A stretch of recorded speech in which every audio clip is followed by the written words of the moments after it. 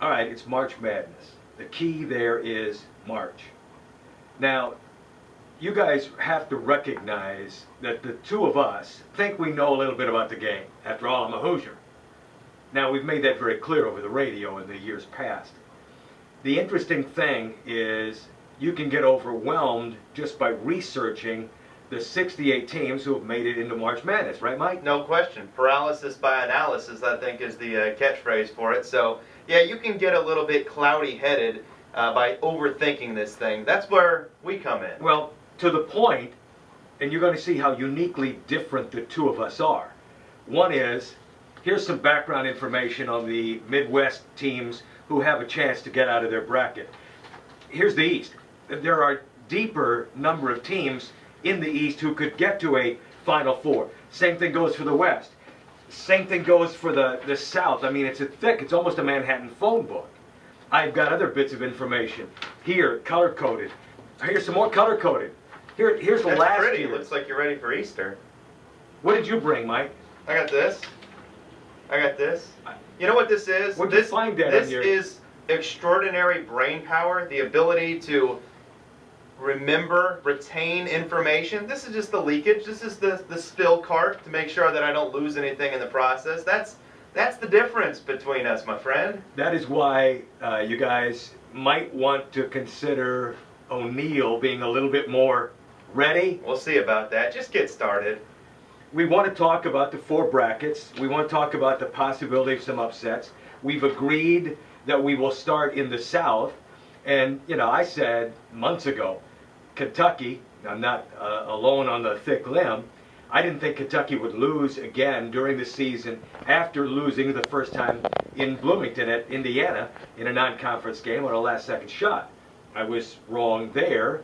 Vandy caught him in the championship game of the SEC. But they are the darling in most brackets and coming out of the South as the #1 seed. I have difficulty picking anybody but Kentucky, and I've been saying all along that you look at some of their weaknesses, they could be tripped up. But I think Kentucky will come out of the South bracket. They're my pick out of that region. When I look at potential upsets in the region, Jer, I know you're a Hoosier, and this is going to hurt, but I look at New Mexico State giving Indiana a little bit of this. Well, it is in their matchup. It is interesting. Indiana is the 4th seed, and they would play Kentucky at the outset of the second weekend if both were to survive. Indiana had a kid who got hurt. Verdell Jones III is a point guard, a senior, and really will hurt their backcourt. New Mexico State is worthy. Wichita State is in that same group as well. So believe me when I said I struggle to even think that Indiana could get a second shot at Kentucky. I think Kentucky will be there, though, through that top half of the bracket. The bottom half, it's got some interesting mix. Duke is the 2 seed. A lot of people want to go back and think Kentucky-Duke in the regional final here. I don't think Duke is going to get there. Xavier is strong. They're very athletic. But I think a Baylor-UNLV winner, and I think they will meet yet this weekend in the second round. I think a winner out of the Baylor-UNLV game will end up playing Kentucky for the regional championship. It's amazing how the brackets work out sometimes, because I looked at the South when it came out. I think the top half is more difficult for Kentucky than the bottom half. I think Wichita State and Indiana both would give them a tougher game than anybody in the bottom half. I'm picking UNLV to come out of the bottom half to play Kentucky, but it doesn't matter if it's Duke, Baylor, UNLV, or anyone else. The Wildcats are going to thrash whoever they face in the Elite Eight to get to the Final Four. Phoenix is the location for the West. Again, the South will play in Atlanta once they get to the second weekend. The West will be in Phoenix. The West doesn't have a whole lot of teams from the West. The top seed out there, I don't know whether you could say is a surprise, Michigan State, though when they opened the year, if you remember, they opened on an aircraft carrier, losing to North Carolina. The second game of the season, they lost to Duke. But they caught the attention of a lot of people. A very strong Big Ten conference this year, and they were the ones that came out on top this weekend in Indianapolis as the 1 seed. They actually began the season unranked. That's how little thought was put into what the Spartans could do this year. I think they've overachieved all year. I think that St. Louis or Memphis, I think either one can knock them out in the second round of the tournament. I look at MIZZOU, Missouri. I hate that they're so undersized, but I love the way they play, and I think the bracket shakes out well for them, that they actually are going to go all the way to the Final Four in New Orleans this year. I look at that bracket, though, upset filled. I just think that's going to be an upset filled bracket. I think Sparty's going down. Long Beach State, love them. Love the beach. I love the way they swarmed the ball. Led the Big West in steals this year. They got the Defensive Player of the Year in Larry Anderson. They got Casper Ware, an exciting freshman, and he's surrounded by a bunch of veteran players. They've been dying to get the NCAA tournament. I think they're a 12 seed that can get all the way to the Elite Eight. I think Long Beach State has it in them. And I like Iona, too, maybe to pull an upset over Marquette. Are you high? Iona? What do you got, big dog? All right, first of all, I'm not all that high on Michigan State, even though I'm a Big Ten guy. I like Memphis a lot. You know, they got 7 kids on that roster from Memphis. I mean, they're young, they're brash.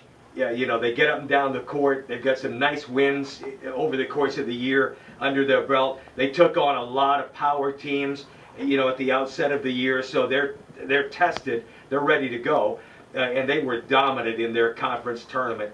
Even though they had lost, I think they won like 11 of their last 12. Their lone loss was a home loss to UTEP. They're ready to go. Florida played its best basketball game of the year, we think. Both you and I have talked about this, in the loss to Kentucky.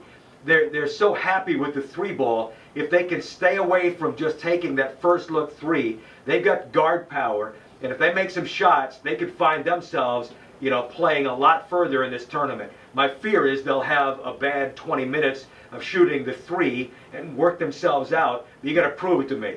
I like the winner of the Missouri-Florida game to get out of this bracket. All right, very good. We go east. Let's go east. Boston will be the site in the east. The top seed there is a man-child, and that's Syracuse. And even though they didn't win their conference tournament, the Big East, in fact, it at the end had 2 teams who began the week last week not rated. But Syracuse, you know, when I look up and down, the team that is gonna jump off the page, we're the home of them on ESPN Orlando, is Florida State. To knock off both Duke and North Carolina the weekend of the ACC tournament, they've got a better cast of shooters, I think, than what they've had in years past. They have an awful lot of confidence. They got enough size. They got shot blockers. They play D for Leonard Hamilton. I think at the end of the day in Boston, Syracuse, Florida State, the winner will go to the Final Four. Wow, we found something we completely disagree on. Completely disagree. Syracuse, they are ripe for the taking right now. The way they're playing down the stretch of the season, barely getting by in a lot of games. Who's going to beat them? Who's going to beat them? First of all, K-State might beat them in the second round. One of the best offensive rebounding teams in all of basketball. They play Syracuse, one of the worst defensive rebounding teams. A lot of second chance opportunities.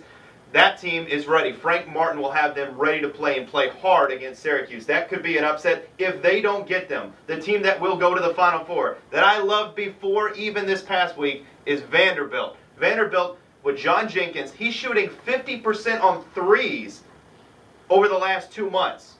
He's led the SEC in scoring the last 2 years. You put him and Jeff Taylor together, they are the most prolific scoring duo in the country. Now that they're better on the inside, I think Vanderbilt's the team that gets out of that region and all the way to the Final Four. And also, just to throw it in there, mention Florida State. I think Cincinnati or Texas is going to give them headaches because Cincinnati's playing 4 guards right now in Texas with Jacobin Brown, one of the best electric scorers in the country, and 6 freshmen. Very young team, but they're small, and small ball tends to bother Florida State a little bit. I think they could go down in the second round. Here's the interesting thing about Vanderbilt. What color Kool-Aid you been drinking, by the way? Cherry? Vanderbilt. Black and gold, Jerry. Black and gold. Well, you know, Kevin Stallings. I knew Kevin Stallings, the head basketball coach at Vanderbilt. Name dropper. When he was a college basketball player, we used to run together, okay? Now, he wouldn't recall it.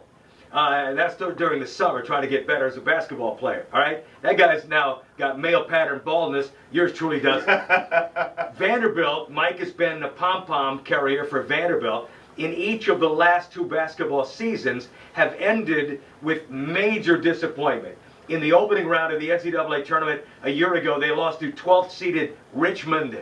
I didn't stutter. The year previous, it was worse. 13th seeded Murray State caught him. Don't be surprised if Harvard runs him out of the gym on opening day. Vanderbilt will not be around to play Final Four basketball. You got to be kidding me. All right, on to the next. It's the Midwest, a town I used to call home, St. Louis. North Carolina, the 1 seed. You've lived Kansas, everywhere. the 2. Huh? You've lived everywhere. You're old enough, you will at some point. Will. You know, I think there will be a lot of upsets in this tournament. I've talked all along. I think parity is better than ever in college basketball. When I look at the Midwest, actually, I think chalk might actually ride out in the Midwest. I like North Carolina. I like Kansas. I like both those teams to get to the Elite Eight. So no major upset before that. And I look at other things that could go on there in that bracket. I think NC State with C.J. Leslie and a group that does a lot of things well. They got a lot of guys that can score the basketball. Scott Wood, you should be a fan. That man's a Hoosier. He can shoot the ball. If he's shooting the ball well, I think NC State can get all the way to the Sweet 16 as an 11 seed. I like a 13 and a 14 in this bracket to win opening round games. I think Ohio will beat Michigan, and I bought into Belmont beating Georgetown. I think it's a given. In fact, those 2 teams will be Sweet 16 teams. And yet at the end of the hour, down in St. Louis, I think North Carolina, Kansas is a natural. And, you know, if North Carolina is healthy, and recall, you know, their big guy, missed a couple of games. John Henson missed games in the ACC tournament with a wrist injury. I'm concerned they've been protecting maybe a more serious injury. And if that's the possibility to try to keep their seeding, you know, they could be hurt by that. But there's a kid named Zeller in the middle from Washington, Indiana, finally a senior at North Carolina. I think he gets a Final Four ring. I'm not picking Carolina to win at all. I'm saying to get to the Final Four. I'm with you on Ohio. I think Mr. DJ Cooper pulled the upset 2 years ago against Georgetown in the first round. I think Ohio is going to force a lot of turnovers, get after Michigan defensively, and I like that upset pick. I'm with you 100% on that. As far as Belmont's concerned, I think they're too small. I got to see them play a couple times this year. I think Georgetown's size is going to bother them, and they'll survive. But I'm also with you again, though. Carolina on to the Final Four in New Orleans. So we go back and start at the top again. Our Final Four picks. I can't get away from Kentucky. There's nobody in that region that I think could take them out. I think in their loss to Vanderbilt that they do get energized by the fact that we can't have a bad 20 minutes. We can't have a bad 5-minute window. And, you know, they're strong enough mentally, I think, as well as physically to run the table. I think they get to the Final Four. In the West, who I think they'll end up meeting, I said it, I think it's going to be the winner between Missouri and Florida. And something just tells me that Florida's going to have a bad window of shooting the ball from beyond the arc and fall into the traps of just coming up short. Good basketball, but not good enough. So I'm going to pick Missouri, which is the 2 seed out of the West, to meet Kentucky in the Final Four. And I got Kentucky beating Missouri. We're exactly the same on those two. I'm more worried about Missouri just because there's so many similar teams in that bracket that could potentially knock them off, but they're just going to be too small coming up against Kentucky. Kim English basically is their power forward, all 6'6", 6'7" of him. He's great at dragging guys away from the basket, but Kentucky's just too long, and athletically, they actually can match up with Missouri. So I got Kentucky advancing to the final. I'm going to take Florida State in a shocking surprise. Has nothing to do with our allegiance as the home of Florida State basketball, garnet and gold. But you just got to like what they do. They're shooting the ball with confidence. They play 94 feet defense when necessary. They rebound the basketball. And team-oriented enough, I think they get Syracuse and beat Syracuse in Boston. Vanderbilt's my pick out of the East to get to the Final Four. I think they'll match up with North Carolina. And as much as it pains me to say, that baby blue of North Carolina, too long, too good defensively with their length, because I do think Henson will be fine. I think him and Zeller and Barnes, dynamic front line, all NBA bound after this season. And then you look at Marshall running the show. There's not a better pure point guard in the country. I think they get easy shots. They score more points than anybody else in the country. I think North Carolina gets their rematch with Kentucky in the championship game. And this time around, Carolina lost on a buzzer beater before. John Henson had his shot blocked by Anthony Davis. This time, they get it done because of the Marshall-Teague matchup. I think Marshall owns him in that title game, and North Carolina cuts down the nets. I think Kentucky ends up winning the matchup over what I will believe it will be Missouri. Could I be shocked if Florida got to a Final Four? Billy Donovan's done an incredible job at Florida, and I remember a couple of years ago, wasn't that long ago, people were talking about, should Florida retain him? Here's a guy who won 2 national championships. He's had some guys leave early. Maurice Spates comes to mind as a guy that left a little bit early, and some of that, even the Kalathis kid who went overseas.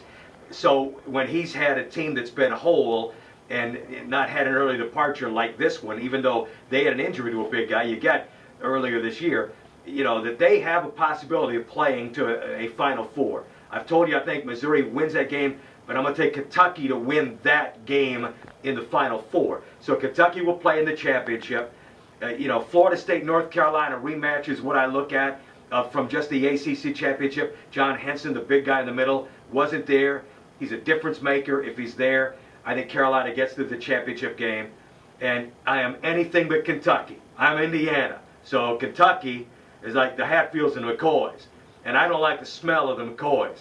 But I think they're going to cut down the nets and win them a national championship. I feel a little bit dirty that we picked 3 out of the 4 Final Four teams the exact same. I'm going to have to go back and rework my bracket. So keep I've got some help for you right here. Keep tuned to ESPNFlorida.com where I'll be writing maybe some different picks that make more sense. And don't forget, we've got all the games all the way through the championship, the opening Monday in April.